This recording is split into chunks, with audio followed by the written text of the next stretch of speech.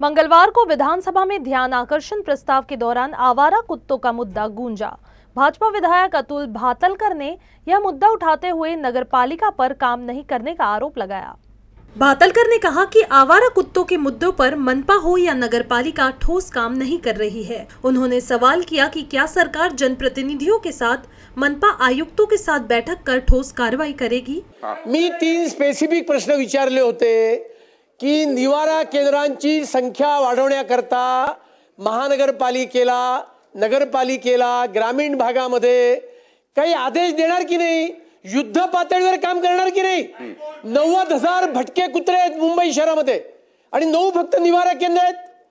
त्यामुळे माझा पहिला प्रश्न त्याला उत्तर आलेलं नाहीये।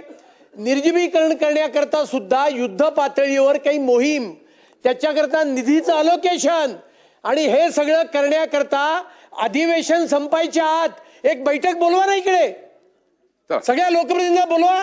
या तिन्ही प्रश्नाला उत्तर दिलेलं नाहीये। या तिन्ही प्रश्नांचं स्पेसिफिक उत्तर द्यावं अशी माझी आपल्या माध्यमातून विनंती आहे। उनके प्रश्न का उत्तर देते हुए राजस्व मंत्री चंद्रशेखर बावनकुले ने कहा कि इस मुद्दे को लेकर उप मुख्यमंत्री एकनाथ शिंदे, जयकुमार गोरे सहित 3 मंत्रियों की कोर कमेटी सत्र समाप्त होने से पहले बैठक करेगी और तमाम आवारा कुत्तों का जो मुद्दा है उसे हल करने का प्रयास सरकार करेगी।